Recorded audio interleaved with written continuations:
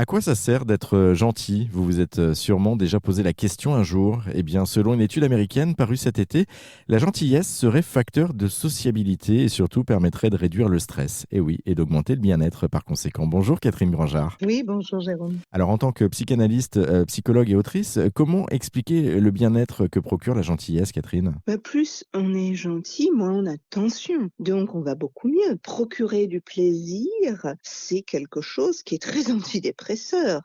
Et donc c'est très clair que nous avons un bonheur à être bon plus que à être méchant.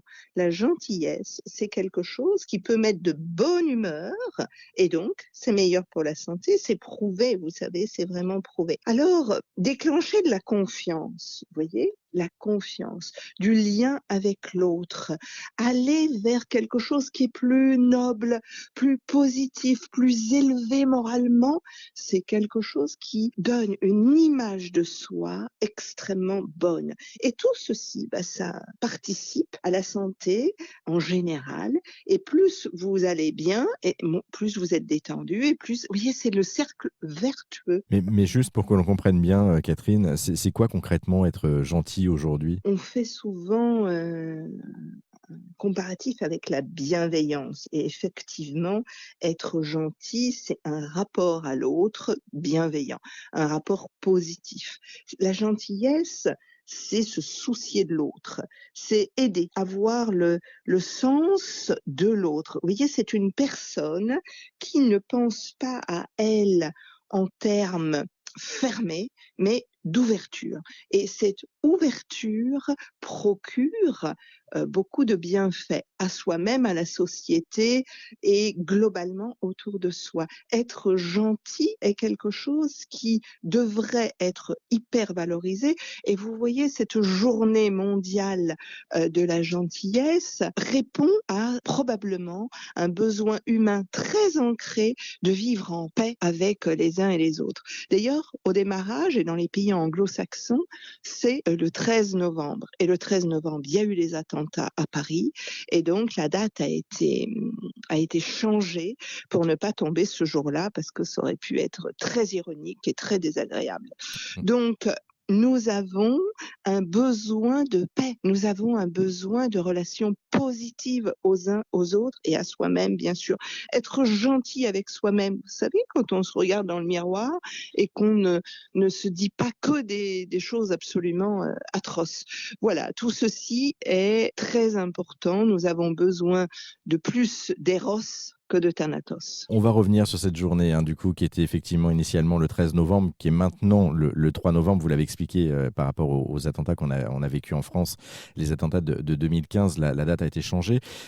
Juste auparavant, vous avez lâché le mot tout à l'heure, bienveillance. Quelle est la différence justement entre la gentillesse et la bienveillance? Est-ce qu'il y a une différence d'ailleurs entre les deux? Moi, je dirais qu'il n'y en a pas vraiment. Je dirais que ce sont des synonymes. Bienveillant, c'est à la mode en ce moment, et gentil, c'est un peu dénigré. Donc, je pense que si bienveillant, enfin, je pense, hein, j'interprète ça comme ça, si bienveillance est devenue quelque chose de très positif dans l'inconscient collectif, c'est aussi parce que le mot gentil avait été associé à une faiblesse de caractère. Je pense que tout ce qui est de cet ordre-là est relativement identique au fin fond. Que les mots changent, oui, les mots changent quand une connotation devient négative. Vous voyez, le gentil du village, le bébête.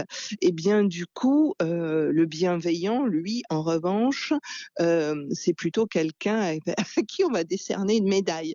Donc voilà, mais ce sont des synonymes. Alors, je reviens sur cette journée spéciale, vous l'avez dit, dédiée à la gentillesse le 3 novembre. Pourquoi est-ce que c'est important de célébrer cette journée? C'est très important parce que déjà, ce n'est pas assez connu, hein, même si elle a déjà une certaine antériorité. Mais vous interrogez beaucoup de personnes, c'est quoi le 3 novembre ou est-ce qu'il y a une journée de la gentillesse? Bon, donc c'est très important de la diffuser, c'est très important de réhabiliter tout ce qui est gentillesse et donc une journée internationale, mondiale, etc.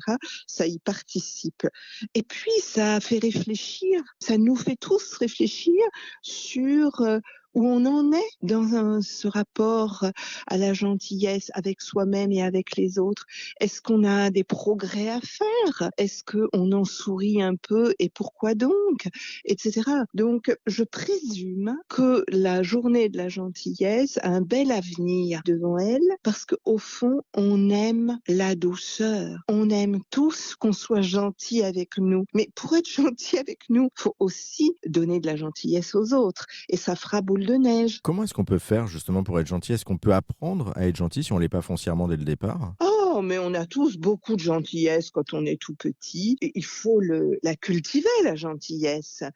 C'est quelque chose qui après va être culturel. Si on vous invite à plus de gentillesse, si on valorise le fait de prêter son jouet quand on est petit à la crèche, eh bien, l'enfant va complètement engrammer dans ses entrailles que c'est très, très bien d'être gentil.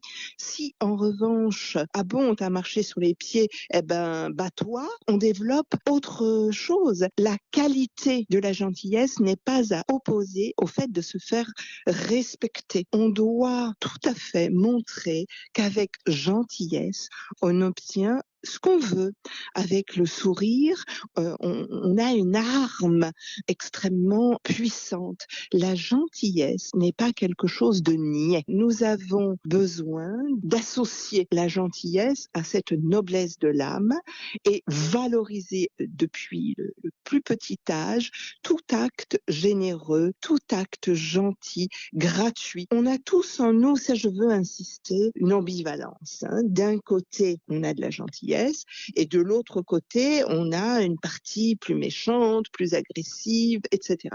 Donc c'est la cohabitation de ces deux versants de nous-mêmes qui est la réalité. Il n'y a pas d'un côté les gentils et de l'autre côté les méchants. Et une fois que vous avez une étiquette, c'est imperméable. Pas du tout. Il y a des gens qui sont plutôt gentils. Eh bien, il y a chez eux aussi à valoriser le fait de se faire respecter. Et il y a des gens qui sont beaucoup trop méchants, qui voient toujours les choses noires et négatives et qui sont trop dans la bagarre.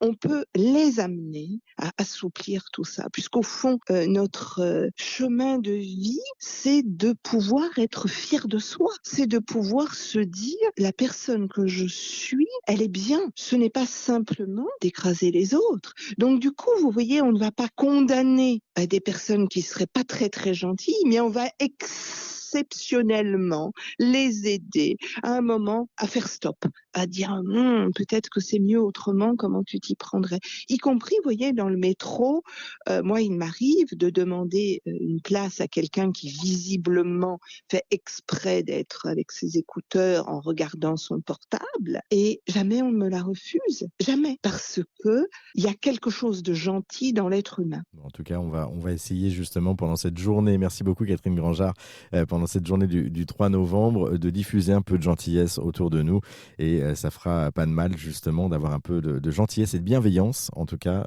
un petit peu instillée au quotidien. Merci beaucoup Catherine Grangeard. Je